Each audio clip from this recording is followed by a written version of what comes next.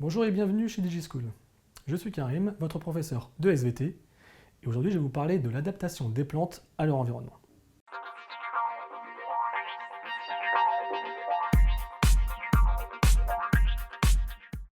Tout d'abord, commençons par un avant-propos. Lorsqu'on observe le monde végétal, on remarque tous que l'évolution a déployé des trésors d'ingéniosité pour doter le monde végétal d'adaptations à son environnement, notamment des adaptations lui permettant de résister à la sécheresse, de résister au froid, de vivre dans un environnement humide, ou même encore de faire face aux prédateurs. Quoi qu'il en soit, les exemples sont nombreux. Francis Allais, grand botaniste français, écrivait dans son célèbre ouvrage Éloge de la plante qu'on éprouve spontanément une attirance envers les animaux, mais qu'on apprend à aimer les plantes. Davantage que de faire un listing des adaptations des plantes à l'environnement, il est essentiel de comprendre certains mécanismes indispensables, notamment les mécanismes d'adaptation à la sécheresse. Prenons comme exemple l'Oya des dunes, qui est une plante herbacée qui pousse au niveau des cordons dunaires, au niveau de la côte atlantique française. L'Oya des dunes présente au niveau de la face externe de ses feuilles une face lisse, très peu de stomates, ainsi qu'une couche cireuse épaisse appelée cuticule. Tout ça aide la plante à limiter les pertes en eau. Au niveau de la face interne, cette fois-ci, des feuilles, on observe une surface plissée. La présence de poils également. Tout cela permet de limiter l'assèchement par le vent et de conserver des gouttelettes d'eau au niveau des poils. En outre, on observe de part et d'autre de la feuille, au niveau des deux faces, des différences d'affinité pour l'eau. Cette différence d'affinité est liée à la présence de cellules particulières appelées cellules bulliformes qui ont la capacité de libérer ou de se gorger d'eau en fonction de l'humidité ambiante. Par exemple, lorsque l'air est humide, les cellules bulliformes sont gorgées d'eau. De fait, ça implique une tension sur la feuille, laquelle s'ouvre. A l'inverse, lorsque l'air est sec, les cellules bulliformes libèrent leur eau. Puisque la face externe est rigide du fait de la cuticule, la feuille se referme.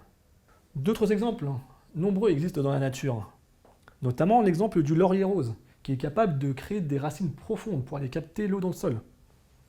Encore le cas de la joubarbe, qui possède des poils un peu partout sur sa surface qui conservent les gouttelettes. Ou encore l'exemple de l'aloe vera, qui est une plante grasse, capable de conserver énormément d'eau. Étonnamment, tout comme les animaux, les plantes sont capables de se défendre. Et l'évolution apparaît à certaines adaptations, notamment au sein de l'acacia. L'acacia est une plante que l'on trouve notamment en Afrique et qui présente des épines un petit peu partout. Il s'agit de véritables armes mécaniques. Un petit mot d'histologie. Il est indispensable de différencier épine d'aiguillon. L'épine est un tissu protecteur solidaire du bois de la plante et vascularisé. Autrement dit, en ôtant les épines de la plante, on la blesse. Contrairement à l'aiguillon, qui est un tissu non vascularisé, issu non pas du bois, mais de l'épiderme de la plante. En outre, l'acacia produit des tanins. Les tanins sont des métabolites toxiques pour de nombreux herbivores.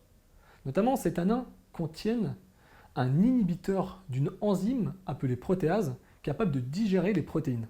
Ce qui fait que lorsque les herbivores consomment cette plante, ils consomment alors les tanins, ce qui inhibe la dégradation des protéines qu'ils auraient pu consommer. Enfin, l'acacia a développé une merveille d'ingéniosité, en l'occurrence un mutualisme avec certaines espèces de fourmis. L'acacia a appris à domestiquer les fourmis. Il s'agit d'une symbiose, une interaction mutuellement profitable. L'acacia fournit un abri aux fourmis, fournit également de la nourriture, appelée corps beltien, et en échange, la fourmi défend l'acacia contre les herbivores. Les fourmis qui défendent l'acacia sont d'ailleurs tellement agressives qu'elles sont capables de dissuader de jeunes éléphants. Malgré le fait d'être immobiles et plus ou moins fixées, les plantes exercent également des compétitions entre elles, des compétitions pour l'accès au sol, à la lumière et à l'espace. Et de la même façon que les animaux pratiquent une concurrence, les plantes aussi pratiquent une concurrence. Cette concurrence est indissociable des mécanismes d'ammensalisme et d'allélopathie. L'ammensalisme clarifie les interactions biologiques négatives pour des êtres vivants qui auraient le malheur de se développer à proximité des plantes, mais neutres pour la plante elle-même. L'allélopathie est l'ensemble des interactions chimiques qu'une plante peut exercer sur une autre, souvent dans le but de lutter contre la concurrence. Par exemple, les sapinières, du fait de leur grande branchaison, de leur grande frondaison, créent de l'ombre pour toutes les plantes qui pourraient se développer dessous. La phacélie des Alpes, par sa biomasse importante, agit comme un herbicide pour toutes les plantes alentour. L'épervière piloselle, elle va même encore plus loin puisqu'elle produit un herbicide chimique à base de phénol. Que faut-il retenir de tout ça? Eh bien, en premier lieu, que l'anatomie, la morphologie, la physiologie ou encore les comportements sont variés chez les plantes. Cette variation est le témoin d'adaptation aux contraintes de l'environnement. L'adaptation à la sécheresse, notamment, est un exemple particulièrement parlant qui implique la capacité à limiter la perte d'en eau ou à économiser l'eau. Les plantes sont même capables de se défendre par l'utilisation d'armes mécaniques, d'armes chimiques ou même en recrutant des gardes du corps. Enfin, la compétition et la concurrence existent bel et bien chez les plantes. J'espère que cette vidéo vous aura été utile. Quant à vous, n'hésitez pas à vous abonner à notre chaîne. Si vous avez des questions, je vous invite à les poser en commentaire. À bientôt chez DigiSchool.